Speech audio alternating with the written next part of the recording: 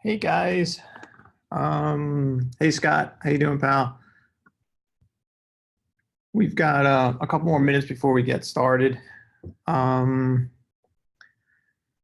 as we're talking, if you guys have any questions, you could definitely just use the chat feature to message me back. Let me just reply back to Scott and see if everybody can see this.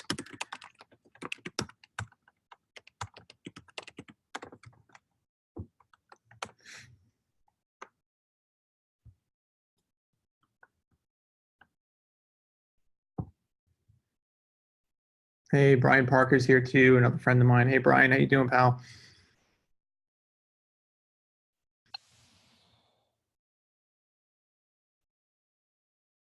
Brian, I missed you when I was out in Colorado.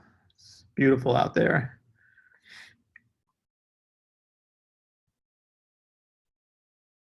Oh, you're welcome, buddy.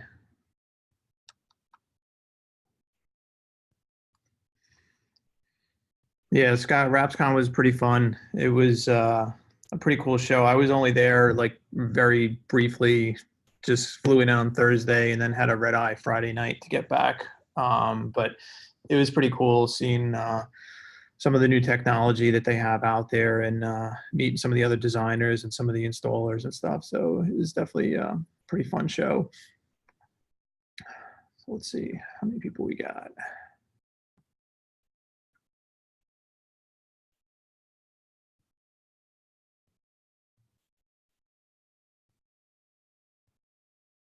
All right, so we'll just wait a couple more minutes.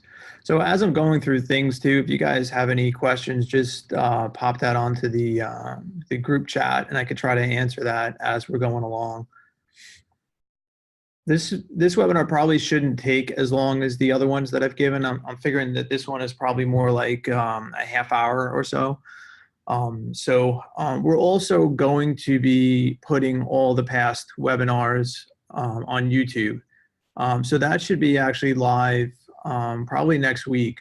So we will, I think everyone that's registered will be able to send an email out to, so you can view any of the other past webinars that you'd like to see. We did one on social. We did one on um, on truck wraps. We did another one on HVAC, disruptive branding, and Alyssa did one on digital marketing. So there's a few that we have up already. This will be, I think, our fifth one that we have. And what we're trying to do is just try to do these, maybe once a month, try to do some different topics related to small business marketing, small business branding, things like that. Oh, thanks, Alyssa, for sharing that. Yeah, so that link will get you to our site. And you can see some of the past webinars that we've done there. And like I said, we're gonna also publish them on YouTube as well. So those should be available hopefully next week. We haven't been that active on YouTube, but we're thinking that it might be good to get some of our content up there. So I'll just wait another couple minutes, and then we could definitely get started.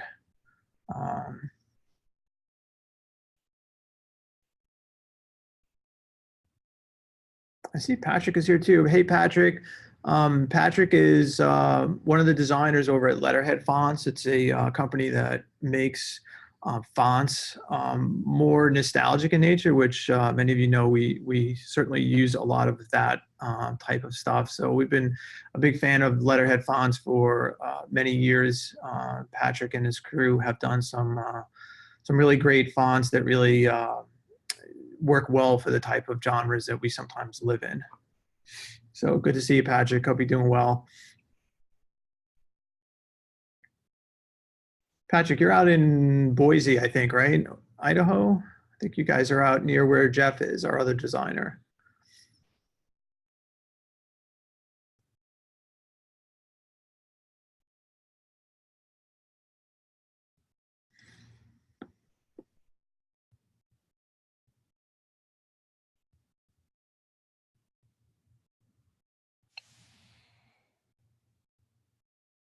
Yeah, it's hot here.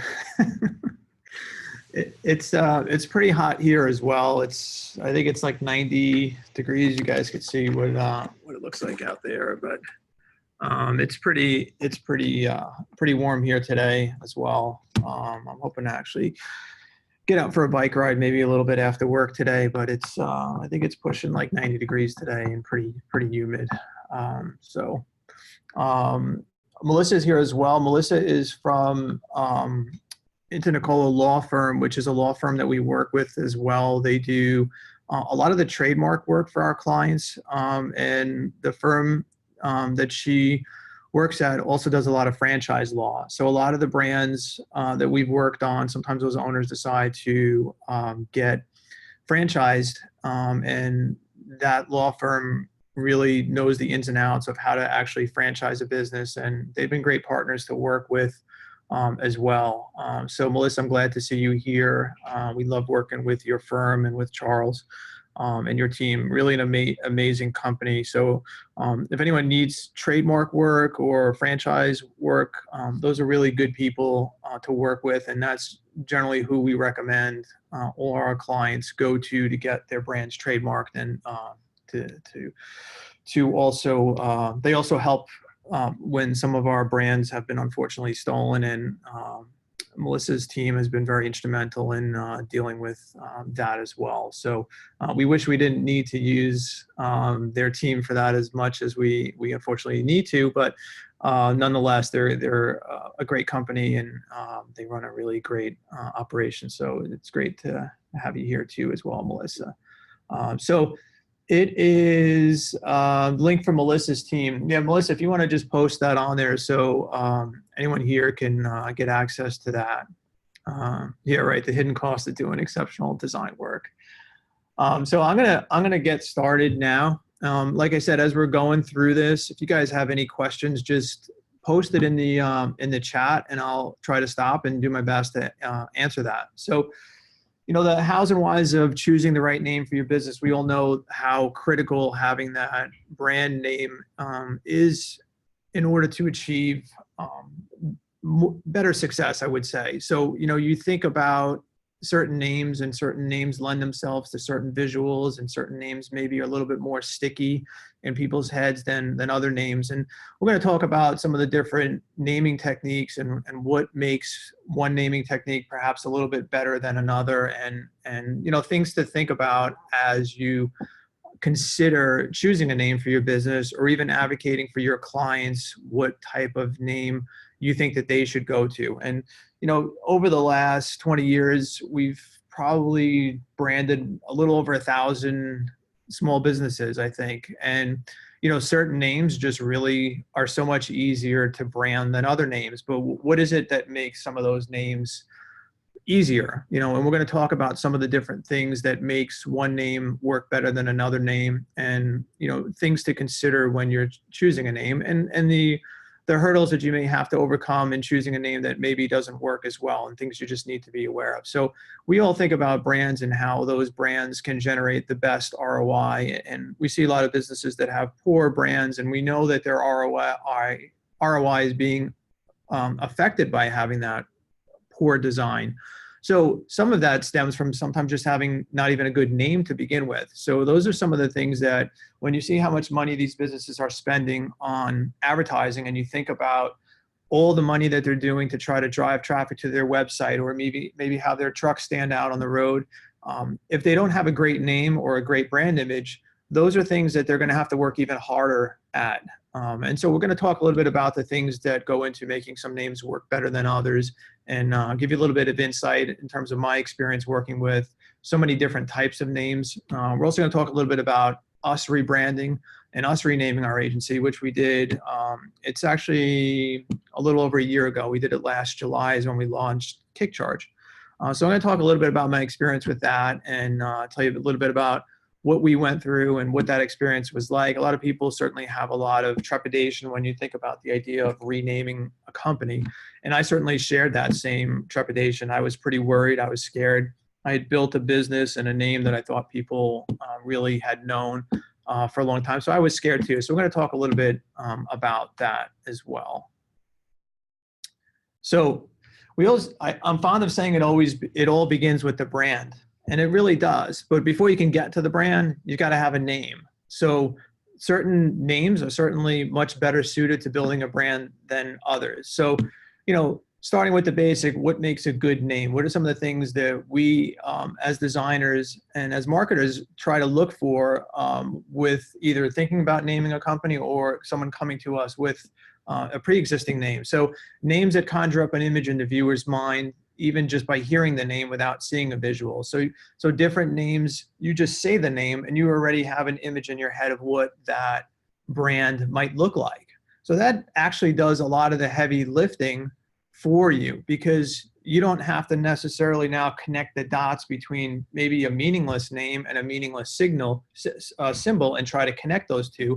Now you've already got a name that when you state the name or you verbally express the name, it sounds like something in your head, or you can visualize something in your head as to what that name might be.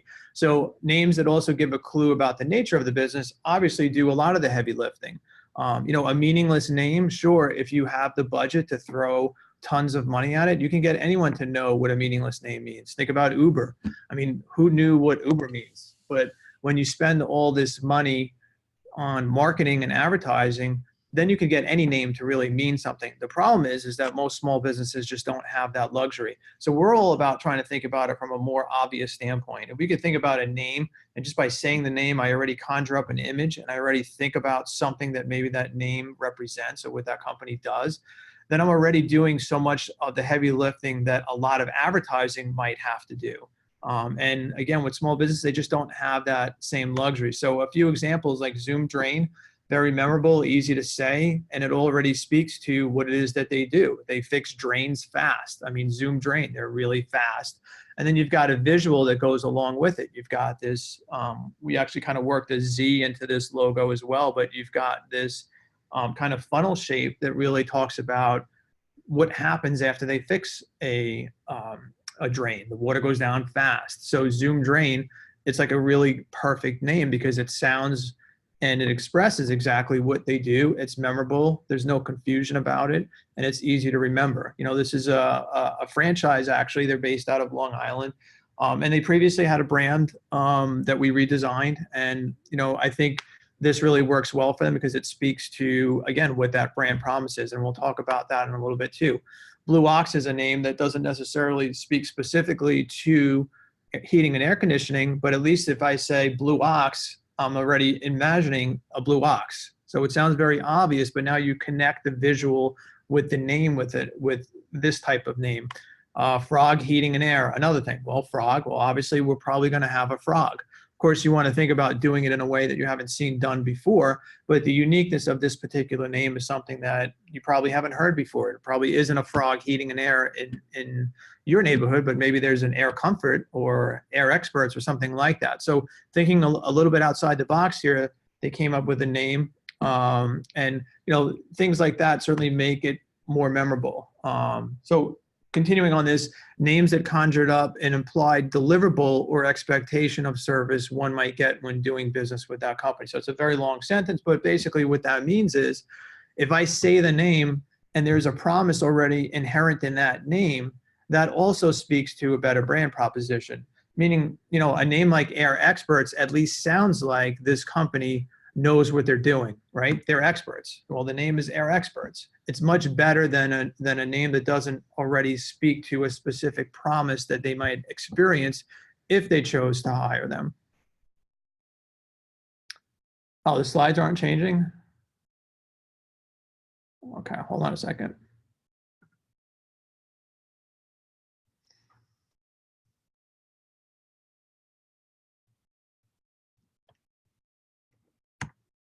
How about now, guys? Is that changing for you?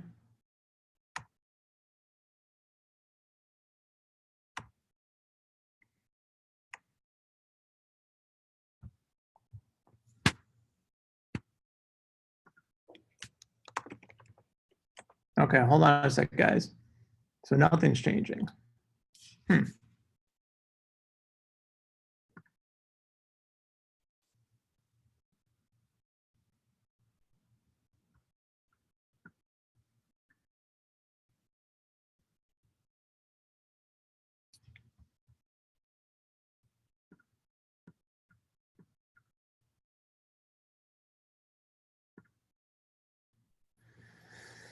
Give me a second, guys.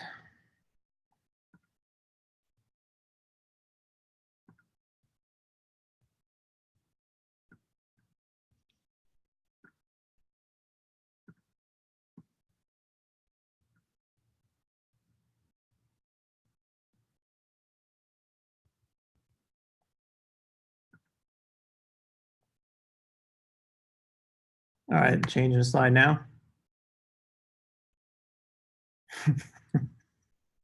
It's bizarre. Okay, sorry, not sure what happened there. So just going back, this is the first slide that we had before. First, we need a name to brand. We talked about this here. Zoom Drain was the example here that I had on the screen that I was talking about earlier. You can see the elements here that work to comprise this. Blue Ox is the other example that we had, and Frog, and then I think we were over here. So names that conjure up an implied deliverable, again, talking about what you might expect to get if you chose to do business with that company. So we call those brand promise names because they already sound like that there's a specific deliverable that you can expect to get if you chose to do business with them. So I like those names because they already sound like I should be getting something good from that particular company. And those types of names, I think, are easy to brand. They're easy to get sticky, and they're also easier for people to believe that the service that they're about to get from that other company is better than someone else's. Air Expert sounds a lot better than KJ Heating and Air. It just does. So if you can lead in with that brand promise, those names tend to work a lot better, and they tend to be a lot more easy for people to believe that there's a reason why they should choose to do business with that company over someone else.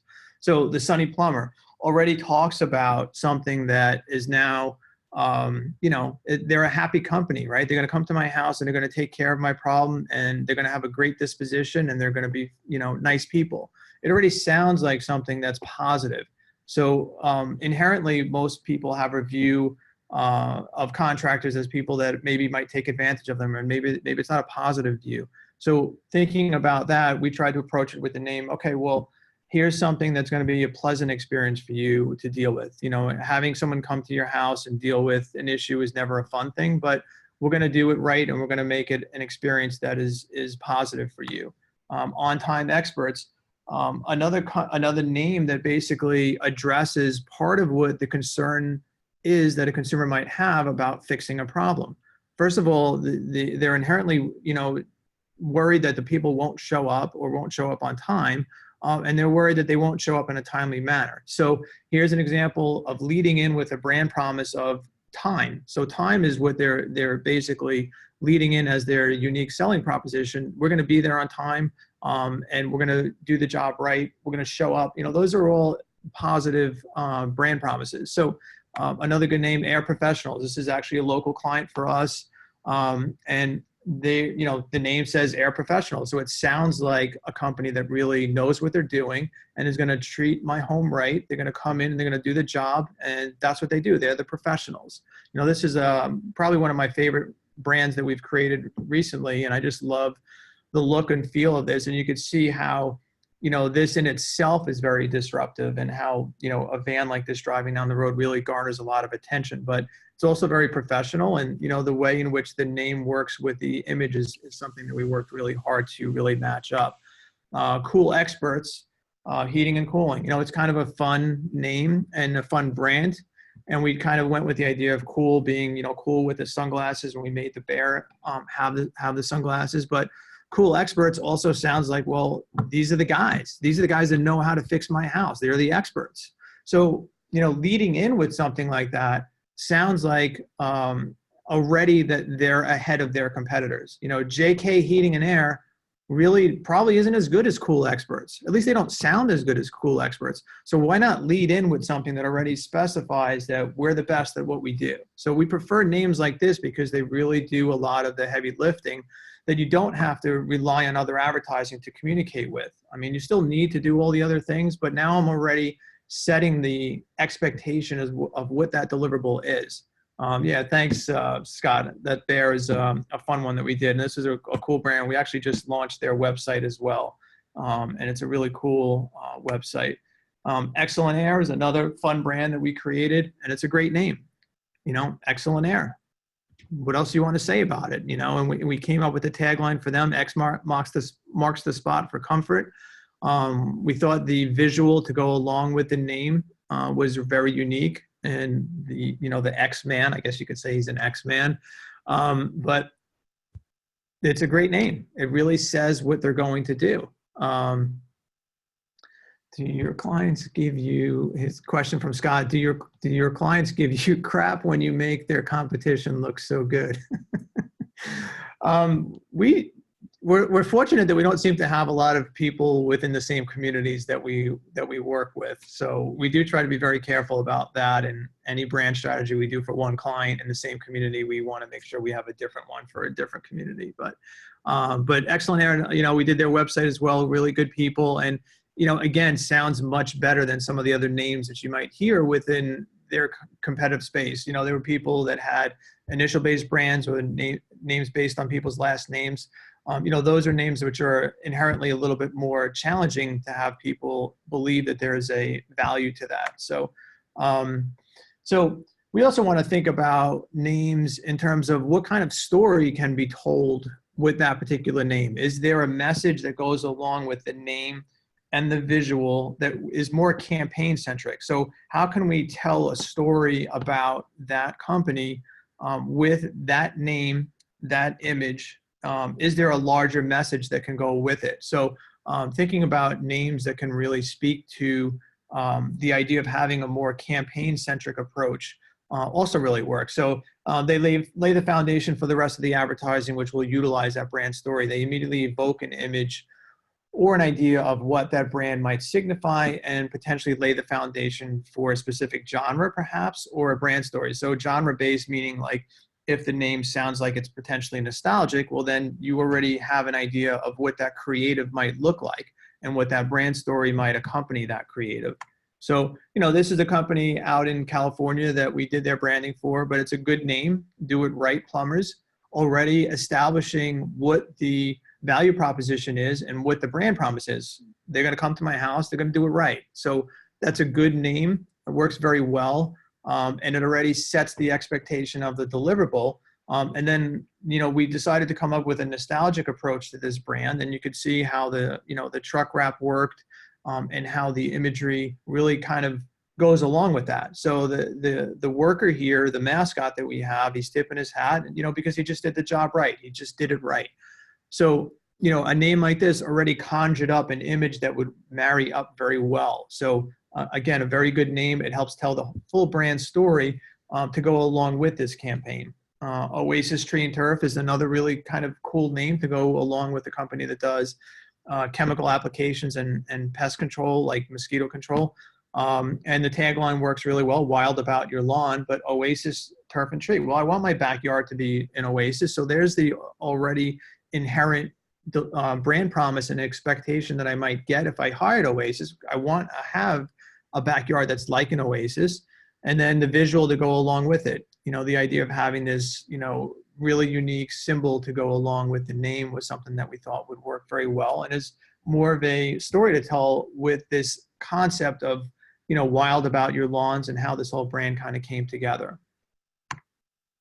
Right Now Plumbing, another good name that really talks about what most people have an issue with and how they want it fixed. Well, I don't want my drain that's not going down to be fixed tomorrow. I want it to be fixed right now. Like, I want you to come right now.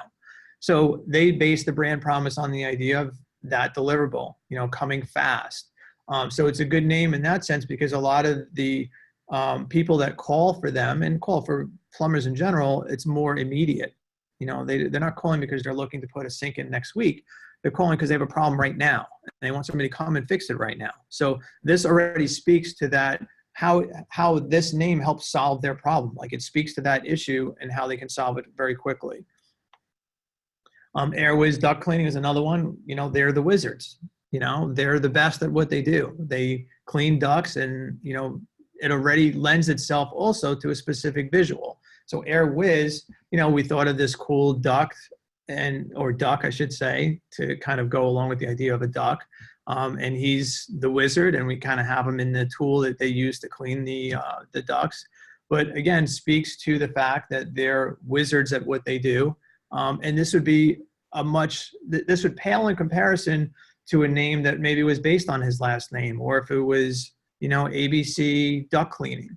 What's to connect the ABC with the mascot and the words duck cleaning? There's like nothing to connect them all together. So those types of challenges for names are really what we deal with frequently sometimes with a company that has a name that doesn't already lend itself to a specific visual. And we'll have some examples of that too. So more things that really work to make up a good name. Yeah, thanks, Brian. Brian just said, I love how clear the messaging is from your agency. You let the company name stand out and make an impression. It's unobstructed. Yeah, and that's kind of how we believe most of the design work should be, especially as it relates to vehicles. We're trying to distill the vehicles primarily down to just a brand.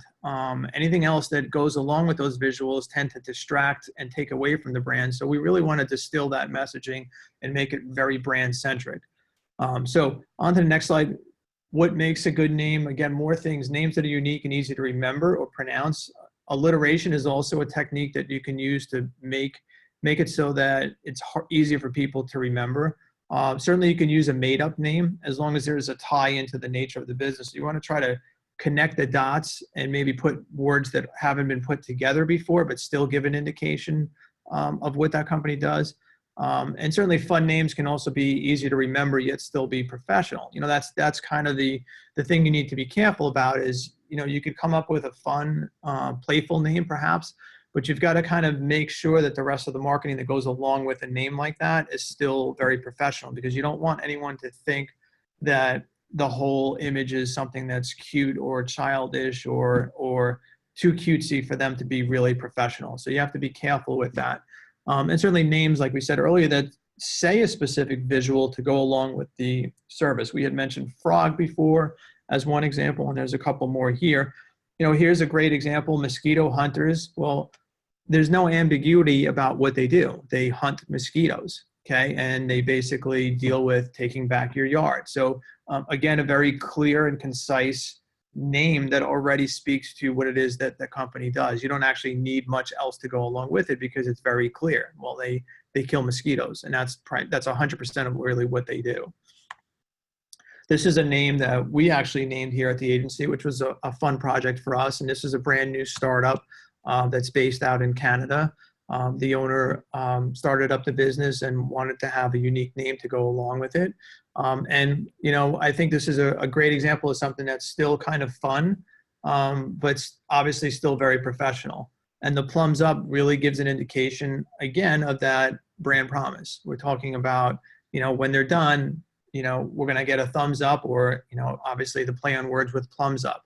But plums up speaking to plumbing, and what the expectation is of what they might get when they choose to hire them. So I really like the way this particular brand came out for us, because not only is, I think the name a really great name, but I think the way the vehicle was done and the imagery is just very unique. And, he's received like amazing feedback since this van's been on the road, and a lot of business just from people seeing the van. And for a brand new startup, he literally started from scratch with nothing. And he's already hired his first person, and that's only like a month and a half into the venture. So it's going very well.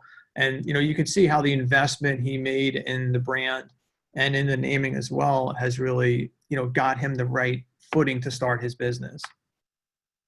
This is more of an example of a brand where the name evokes that image. And so we wanted to kind of tie those two pieces together. So colonial, already in your head, you're kind of picturing, maybe a character, or you're probably picturing something about the Revolutionary War, things like that. And we say, well, how can we kind of tie those two together? How can we, use this image here of this, colonial patriot person and match it up with the name? And then obviously too, they have a really cool tagline, which is service that's revolutionary.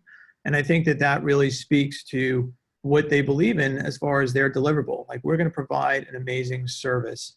And, this vehicle, they launched with it's an established company. They have about, I think, 15 trucks or so. And they just got wrapped a few months ago, and the response has been amazing. Like the before and after of this particular rebrand is pretty striking. This one actually won an award for us too, which was nice. This is another company that we named as well, and it goes along with the idea of being fun, being memorable, and trying to tie the name also to a specific visual. So what was neat about this company is they basically use only citrus-based chemicals, or I guess they're not really chemicals because they're actually from nature, but they use citrus-based cleaning products to clean carpet. So for them, the idea of Aren't You Glad, obviously the play on words is kind of fun. And then you've got this really cute mascot to go along with the name, and obviously a very orange truck. There's a lot of things really kind of connecting the dots here together to really get this brand to work. And to have people, remember this. I mean, if you saw this driving down your road, you'd probably remember it. And I think that's what, we're really trying to take advantage of that canvas. So Brian asks, are these names taking into consideration regional personality, or is this from the New England with this play in New Mexico? So that particular client is actually just based out of Washington, D.C. So obviously there's a tie into the region specifically for that name, Colonial. So yeah. So for other ones too that we've worked with, we also sometimes think about what is relevant for their geographic region. For example, we did a brand for a company that was in Louisiana, where they have a fair amount of pelicans, and we used a pelican in their particular brand because that's more related to their specific area. So this is a company that we named recently, Fixmatic, and this is, I think, a fun brand, but still looks professional and still looks like something that, you'd probably remember seeing driving down the road. So Fixmatic is a made-up word. The .com was available, and when you think about the name Fixmatic, it already conjures up maybe some type of visual to go along with it. So we thought that this one would be kind of a cool one to be a little bit nostalgic and to think about kind of those cool, retro robot images that, were prevalent in the late 50s and early 60s, and try to, think about what somebody like that would have today. So he's had this truck on the road only a couple of weeks and has done really well with it so far. And it's been, this is a fun one for us to work with. Again, two things about this that make it work really well too is even just thinking about the color scheme. A lot of this is very unique in terms of colors. You don't typically see these types of colors deployed. So those are all things that also play along with having the brand be a little bit more sticky. So now we're going to talk about some of the challenges you have with some names. And as designers, these may be companies that come to us that already have a name, and maybe they've been using it forever, and maybe they don't want to change it, which is understandable as well. So what are the hardest types of brands that we come across to name are names that are use initials. For us, are really the absolute hardest types of brand images to gain traction with. There isn't generally something that makes it that a specific set of initials like ADK that I can associate an image with, like what goes with ADK naturally. So they're a lot harder to get people to remember. I always tell the story of a company that cuts my grass has been cutting my grass for, I don't know, 8 or 9 years. They park a 25-foot trailer in front of my house every time they cut the grass, and their logo is huge on the side of the trailer. And I can't tell you the name of the company. I really can't, honestly. I think it's ADK Landscaping or something like that. But, for a guy whose whole life revolves around brands, I should be able to remember the name of the company that cuts my grass. But I can't, because there's nothing about it that is memorable to me. And the logo is not, it's not like it's a terrible logo. And it's okay, but it's got a leaf, and okay, so it's got a leaf, but there isn't anything else about it that really should strike me as something that I should remember. And so, we get a lot of companies that have initial-based brands, and they really are a challenge for us to really get something that associates that initial with a specific visual. It's really impossible to do. So, we'll have that conversation and talk to the clients, and let them know what the challenges are with that type of naming architecture, and just say, listen, there isn't anything where immediately when I think of these three initials or these two initials that make me think of a specific visual. So we can design a logo, we can design a brand, but it's going to need to require a bit more work and advertising and dollars to get people to hopefully remember it. And we've had success with people that we've done it for. It just takes a little bit longer. Sometimes the initials used to mean something that was important part of their previous business, and then maybe they decided to just shorten it. And in certain verticals, maybe that works. Maybe people already knew them as such, or maybe people had already started to abbreviate their name as such. But as a brand new startup, if you're going to start up with an initial-based brand, I would say that that's a huge mistake.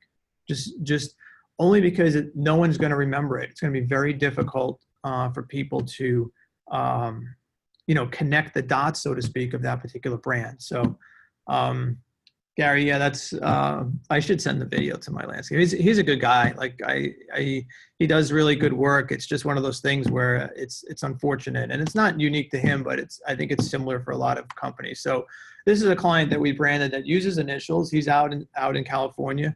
Super good company, great people to work with.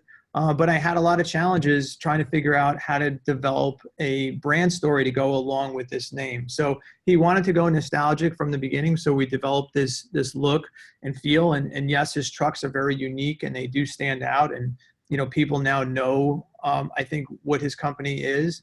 But it's hard to say that JW automatically in your mind should be something that's nostalgic, or that it's related to something retro, or that this mascot is somehow related to this JW. It just has to do a lot. It has to work a lot harder to get people to make those connections. J.R. Watkins. I don't know who J.R. Watkins, Scott. What kind of business is that? I've never heard of them.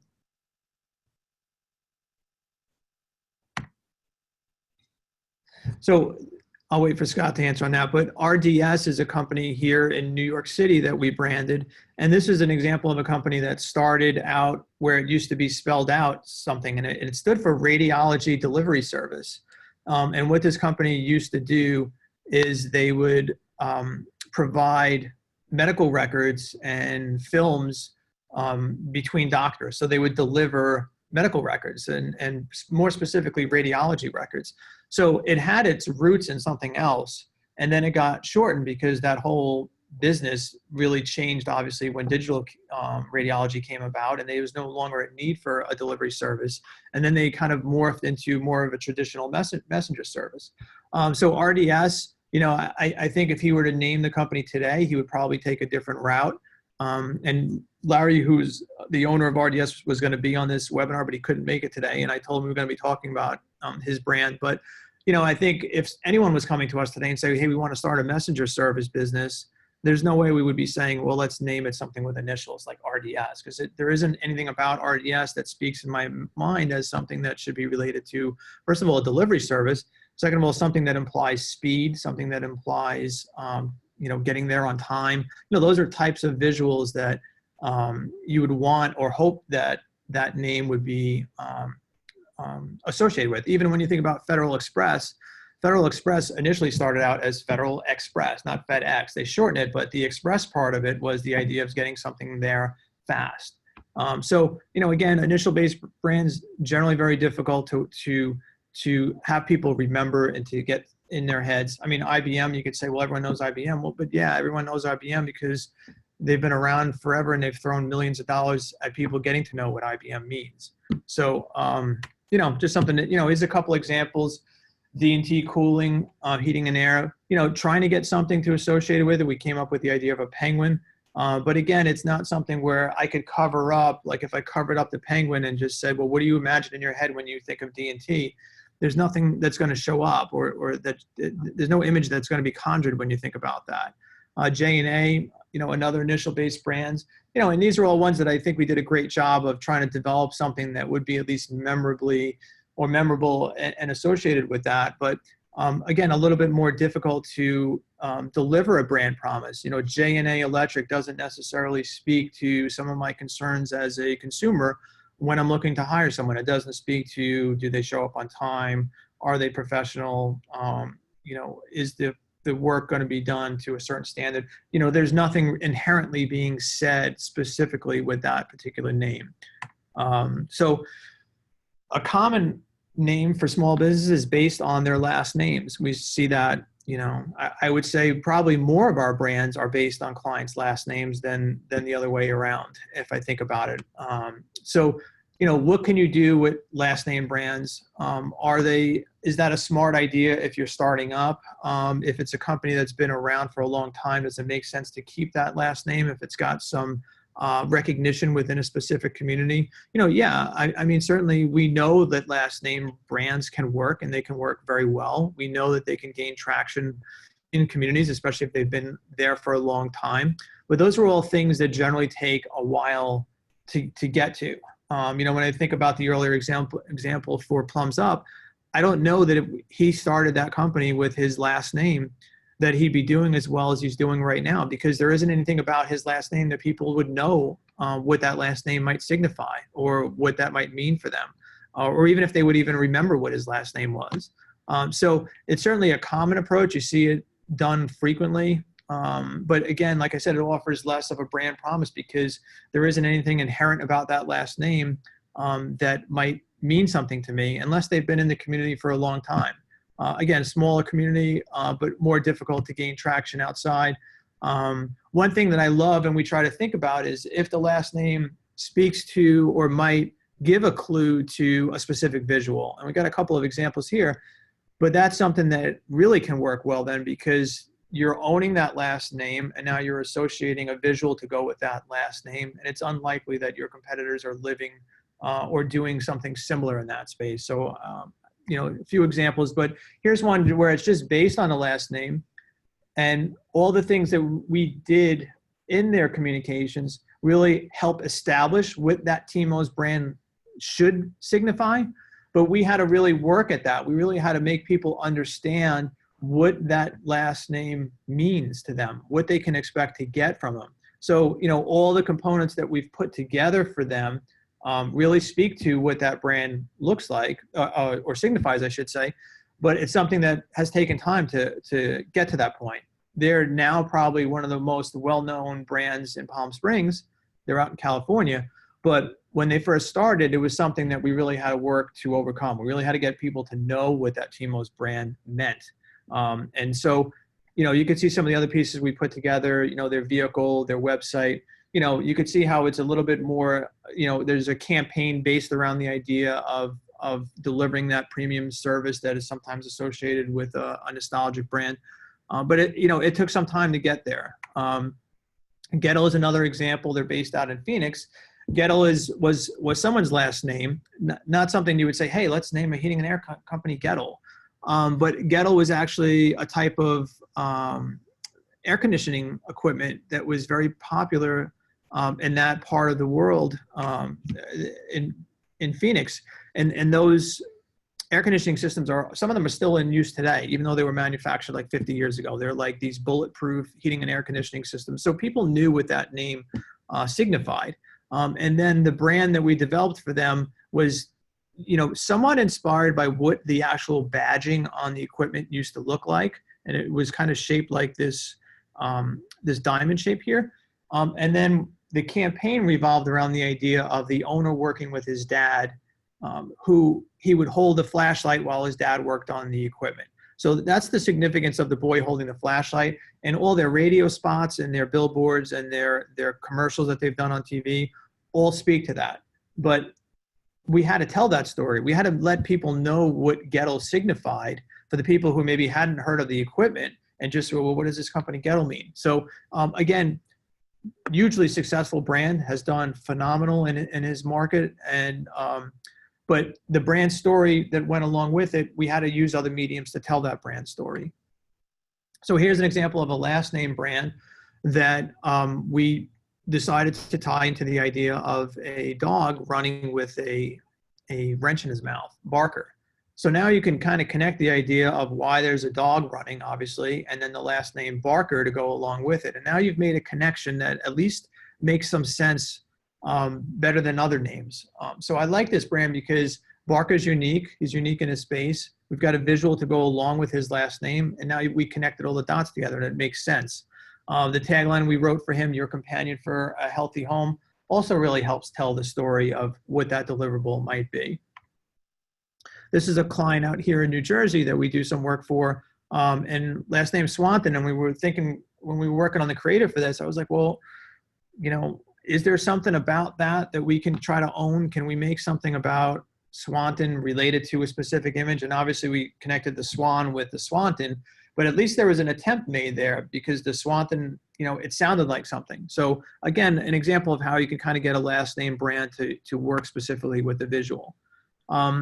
So, you know, as designers, we have people that come to us, you know, they'll talk about branding. If it's a name that I think is, you know, maybe it's initial based brand, maybe it's a name that doesn't sound like it would be a great name. You know, we would talk about what are the challenges about considering renaming the company. Okay. What are some of the challenges? Like we had a client that was, the name of the company, I can't disclose the name of the company, but it was based on a town that they worked in. Let's just say we're in Washington, New Jersey. Let's just say it was Washington Heating and Air. Okay. And the problem is that they wanted to work in other communities. And everyone thought, well, they don't work in my community because the name of the company is Washington. So, you know, you have challenges like that. You have challenges where sometimes there's an initial base brand that again doesn't work very well. It's hard to spell. It's not easy to remember. So, you know, we try to talk to them about the challenges here. So when is it time to actually change? You know, does the name reflect who you currently are, and what your brand promise is? I always ask people too, what if you were walking out of a supermarket and you handed out your business card to 100 shoppers and you're right in the heart of where you work? How many of those shoppers would say they had heard of your company? And if most would say, you know, that they hadn't heard of your name of the company, then you really don't have a ton of brand recognition within your own community. And maybe that's indicative of a problem that you might want to address in thinking about a name change perhaps.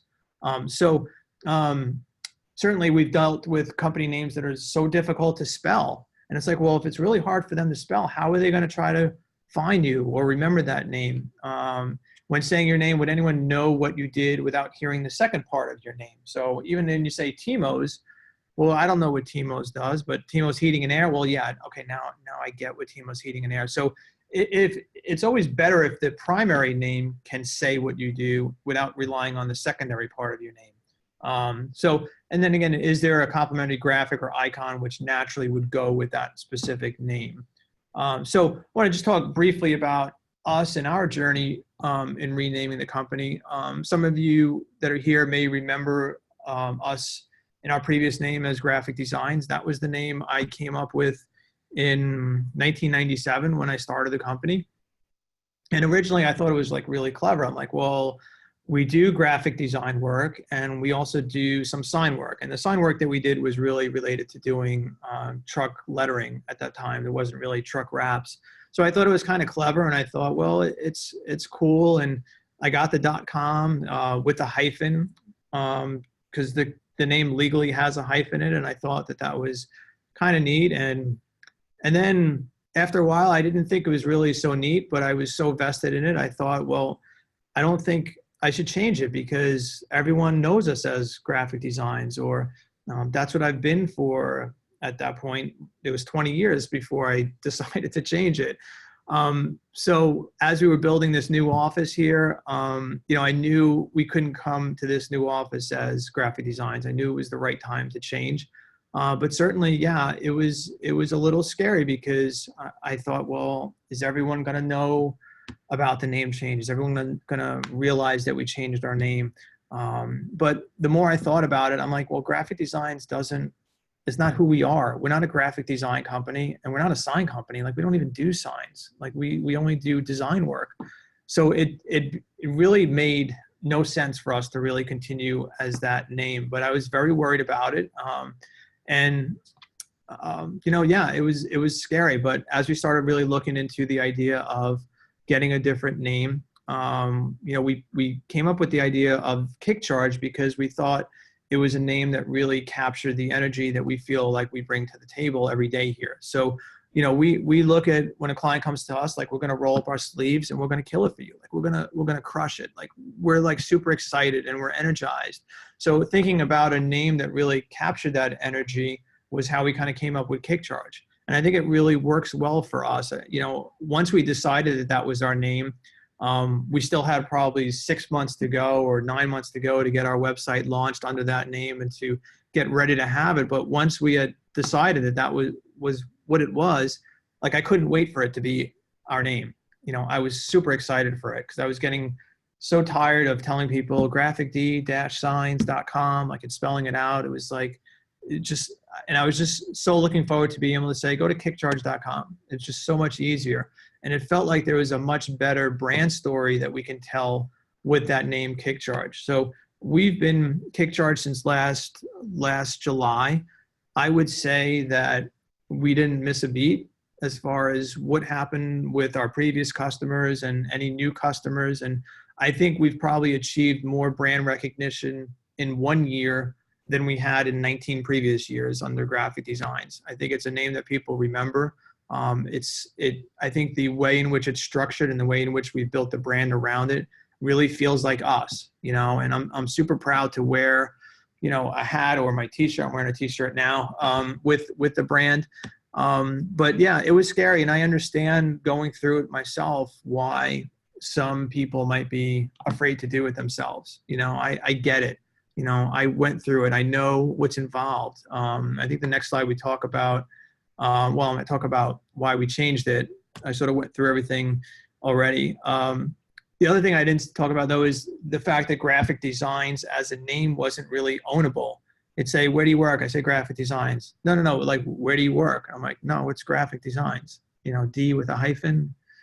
And, so I couldn't even own the fact that our company name was brandable. Like I couldn't do anything to make it brandable. So I love the fact that we can say KickCharge and, we're going to KickCharge your brand or get your brand KickCharge. Like we can use it as a verb, as an adjective. There's so many different ways we can use it, and we own it. We were able to also get it trademarked, and that was something that was important for us too, is get it trademarked so that no one else can use it. So we're the only creative agency in the world that can be called KickCharge. And I think that that's also something that's pretty neat that we have that we weren't able to have before. So, we talked a lot about branding. I just want to run through this really quick. I've talked about this before on some of the other webinars, but for people who haven't seen it, people get confused with the idea of branding, and I just wanted to go through this quick. So if you just think about the logo as the center of a wheel, and all these elements going around the wheel are what comprise a brand. So the logo is the hub. It provides the driving force from which everything else is built. It's the foundation to deliver a positive brand promise. And then again, without a good brand, the ROI is compromised on everything, especially on a truck. And then they say, well, what does branding mean? Like, how do you explain what branding means? And we look at that as brand is what people feel about your company. A brand is what people say about your company behind your back, or if they were at a party talking to someone, how would they describe working with your company? That's all part of the branding. And certainly a brand is the perception of all the different touch points that a consumer interacts with in order to form that impression of your company. Certainly vehicles personify a brand experience a consumer might expect to receive. Characteristics of a good brand, disruptive. We talk about that a lot because we want our brands out there to look different than everyone else's brands. They don't fit in and they stand out. They deliver positive brand promise. They're easy to read. They help tell the right story, and they instill themes like confidence, security, longevity, and certainly good ones have a memorable name. So just wrapping up to talk about the logistics and the legalese to consider when thinking about naming a company. Certainly you want to check the federal trademarks to make sure that you can actually use your name before you invest in building a brand. So if you've been using your name already and that name has not been trademarked and then someone else comes in afterwards and trademarks it, you still can use your name within your specific community and area, but you're going to be limited now if you did want to grow into other states, because now someone has a trademark on that name, even though you've been using it ahead of time. So we always tell people, if they have something unique, if they have a name that they want to protect and make sure that no one else out there can actually use, to get that name trademarked, certainly going to Melissa and her crew would be a great way to get that done. They can handle the trademarking of the name, the mark, all those elements that would go into it. So again, just talking about if it was already registered, you could still use it, but you might not be able to use it outside your area. Obviously, file with your state. They're going to also see that anyone else in your state is using that name or not using that name. Definitely want to consider too, if someone else has that name, and maybe you have the ability to use it within your state, but maybe there's a company using that name elsewhere that has very poor reviews about their company, and making sure that you don't jump on to that and get associated with another company that has really bad reviews. You know, I just was talking to a lead the other day, and he told me the name of his company, and I had Googled it while we were talking, and then I found this other company with the same exact name that had these horrible reviews, and they were only a state away. And I pointed that out. I said, listen, you know, dude, like, you've got a name that has got mud thrown on it all over the place online. It's Yelp and Google, and the reviews were horrible. I'm like, so just, you know, give that some thought, because now all of a sudden you're being associated with this other guy who is not doing very well online with his reputation. So, you know, do some research about that. Certainly .coms are hard to come by, but I think they do have a better brand value if you can get it. That's why you see a lot of things being made up, like even our name being made up, putting two words together that don't normally belong together. You have a little bit better chance sometimes of finding an available name that way. So where do you go? The logistics as far as trying to figure it out. I would say, you know, certainly, you know, use some of these tips. There's some resources online too to try to help name. Try it yourself. You know your business probably better than anyone else. So maybe there's something that you think would work. You know, come up with something on your own and you know, give it a shot. If you can't come up with anything on your own, then certainly think about working with a creative agency. You know, they have teams of writers. Like we have a team of writers that really work hard to try to think about all the different avenues that you have to consider when doing naming. And they also might have some specific visuals and creative to go along with some of those names. So, you know, if you do come up with some names on your own and you are working with an agency that's going to be handling the creative, then I would say run it by them. You know, show them a dozen of the ones that you're thinking of. And, you know, often there's going to be something within there that may spark a very specific creative that would go along with it. So, you know, we like to see sometimes if a client is coming to us and they're a brand new startup, and they're still in the naming process, well, you know, what do you have so far? And let us take a look at that, because we may look at some of those names and say, man, if we went with this name, we could do this, and really give them some ideas about creative that would go along with it that we think would work well. You know, let me just see. Yeah. So, you know, that basically is all I had to go on today, but I just want to see if anybody has any questions or anything that I didn't touch on that they have questions about.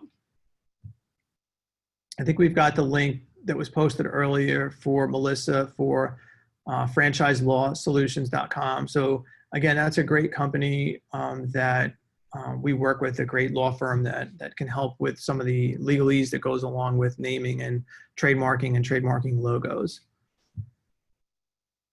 But I'm not seeing any questions. Come on, you guys have to have some questions for me.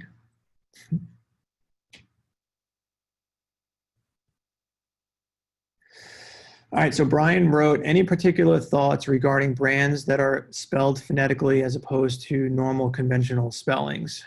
So, yeah, Brian, that's a good question, because,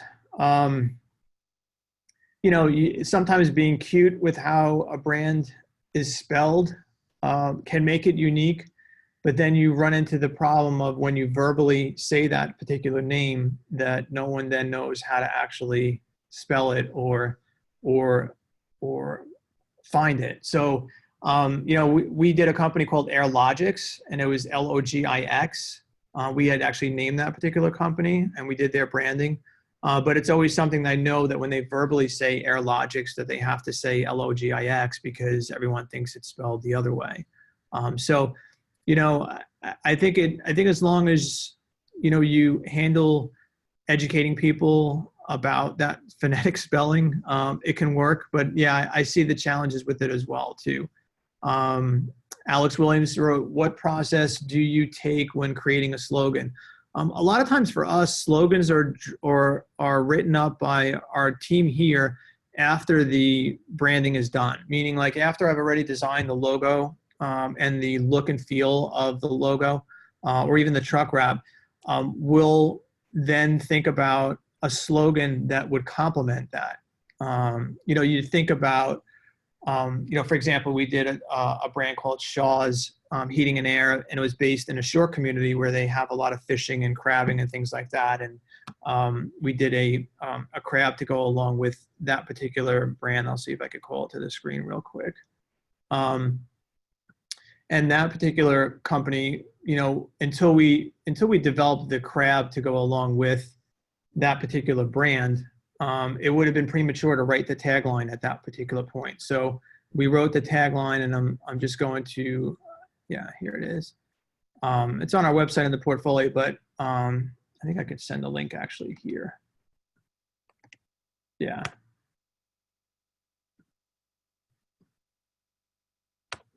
That's the link if you guys want to see it. But the truck wrap, the tagline service, that's a keeper. So, you know, clearly we couldn't have written that tagline until the creative was done.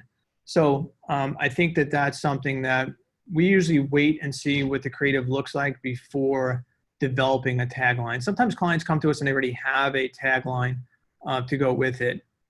So hopefully that answers that question for you, Alex. Scott wrote, are there any tools or processes you use to help you brainstorm ideas? Well, we start the process with every client by doing a kickoff call with them and researching their competitors before we have that call. And so we talk to them about what direction that creative might take. So we're already during that call trying to determine some aesthetics about where we're going. So that generally helps us because we also ask them to look at brands that we've created and identify ones that they like and ones that they potentially don't like.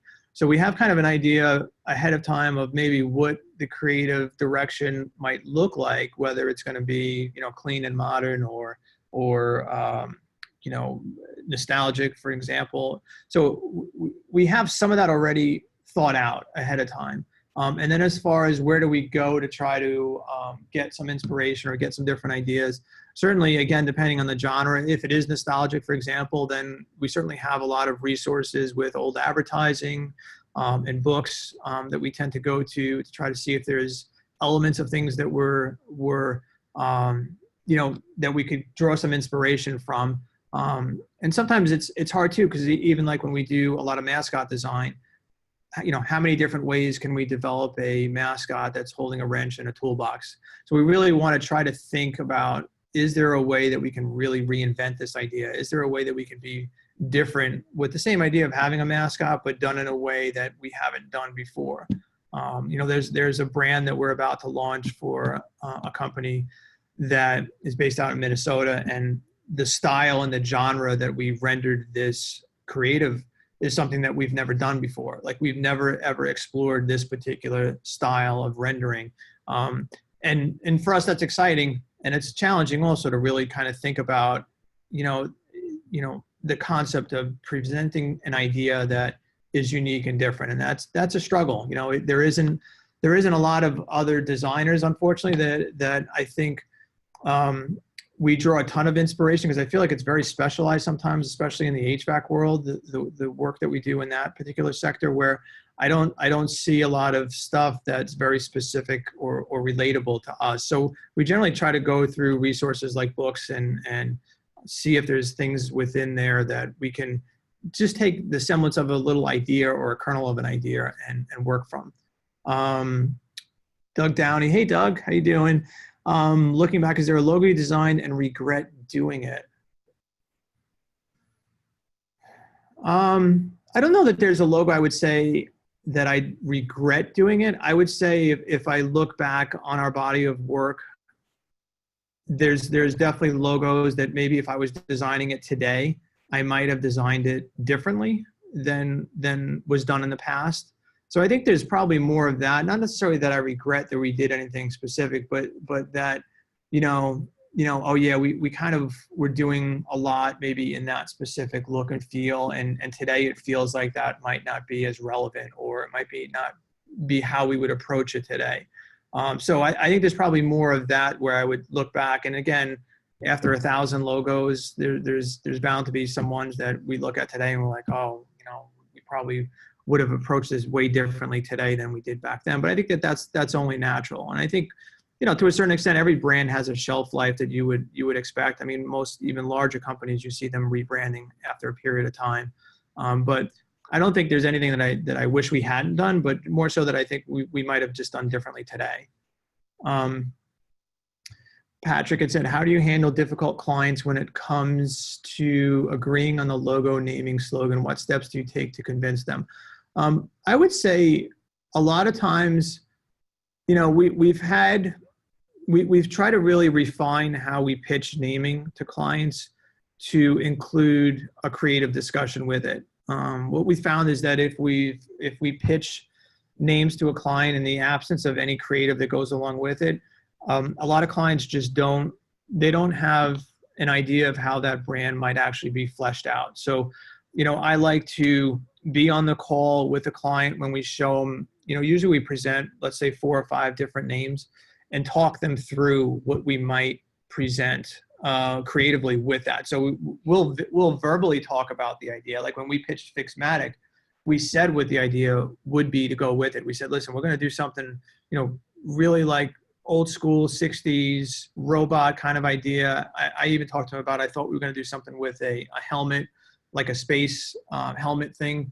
And we try to get them to visualize what that name could be with the campaign. We don't ever present sketches to go along with it, but we certainly talk to them verbally about what that creative might look like in order to have them better understand the potential of a name. Because there's been some names that, guys really weren't too excited about when we first verbally told them about it. And then we talked to them about the creative to go along with it. And then they'd sort of get more excited about it. And they're like, oh yeah, that could be really cool. So, if you're just going to send a Word document to them without talking about the creative, it very rarely works because they can't visualize what's going to go along with that particular name. So, we've kind of found that process to work out. So Scott just posted something. Check out this name generator that uses artificial intelligence to suggest names. I've used it on a few clients and I find it pretty helpful, especially with tech companies. I'll have to check that out. Business name generator. Generate a short brandable business name using artificial intelligence. Oh, that's pretty cool. Doug wrote, how do you handle clients that want to design the logo for you? Use you as the guy to do all the clicks. We're fortunate that I don't feel like we deal with that a ton, but certainly you have clients that want to be very actively involved in the creative process. I think it's our job to listen to their feedback and talk to them about what their requests might be. There's been plenty of instances where clients have had a great idea that have made the logo better. I think all feedback is relevant. I think if from a design perspective, if you're being asked to do something that runs contrary to best practices or what would really work for them, you have to stop and really try to explain why that idea isn't going to work and wouldn't be in their best interest. And I think I've tried to really be more open to listening to what they might have to say. And then if it's something where I feel strongly is going to not work in their best interest, I just try to be honest with them. I say, listen, I could do that for you, but it's not really what I think would work for you. And here's why. And, at the end of the day, if they want to go ahead with it, then that's really up to them. But, it's my job as a designer to really explain to them why that particular solution may not work. sometimes it's a compromise, and sometimes they say, you know what, you're the expert, you know, that's fine. If you think this wouldn't work, we were just wondering. And, you know, and sometimes it doesn't take long to really show them what they were asking. And then they can visually see why it might not work. Brian asks, when you're helping to name a business, are you entirely focused on the market research, or are you still catering a bit to what the owner likes? Exactly. So, and he said sometimes his preference runs opposite his interest, you know, so totally. Yeah. So, you know, we're always thinking about trying to balance what a client is asking us to do, what they personally might like, versus what it is their customers like, you know, and you have to really consider that sometimes what they like isn't what who they're selling to likes. And we try to have that conversation really very early on in the kickoff call. If we're going through the brief and they've identified logos in our portfolio that I feel would be inappropriate for who they're trying to target, you know, we'll have that discussion and we'll talk about the reasons why I think that might not work. You know, if they're, you know, doing a brand that, you know, is catering to a specific segment of the population and they have that demographic really likes something, let's just say that's more feminine. Let's say they're a landscaper and they're catering mainly to women putting in backyard patios. Well, you know, we've got to have that discussion. You know, I don't want to make a logo that's cool for you and your buddies when the people who are buying your service aren't that audience. So we try to be open about that and talk to them and really try to make sure before we end that call on the creative kickoff that we've identified with them the direction and they understand why we're going to advocate for one specific direction versus another. So. Scott, I got to check out that name generator thing. That looks like that could be pretty cool.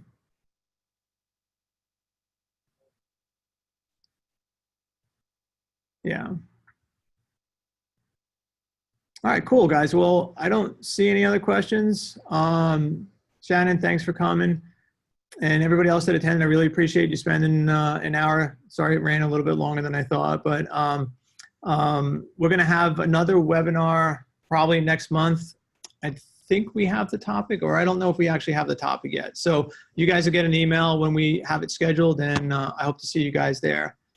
Thanks so much for everyone attending. Scott, Brian, Alex, I appreciate it. Patrick, good to see you. Oh, wait, I just got told it's the power of collateral. So yeah, our next webinar is going to be more about traditional print media, which I think is going to be cool because we're going to talk about brochures, why that's still important, why that's still relevant. And then I think most of you know about the book that I wrote, but this is my book, Building a Big Small Business Brand. You can buy that through our website or certainly on Amazon, but naming is discussed in here as well as obviously branding and some other things like that. If you guys wanted to pick up a copy, that'd be cool. Or you can buy it from here and I'll autograph for you and it'll be worth tons of money after I'm dead. So, you know, you can have that too. They're gonna get a coupon mailed to you. They get a coupon emailed for the upcoming webinar. Okay, cool. All right, somebody just messaged me that you guys will get notified. Cool. All right, thanks guys. Great to have you here today.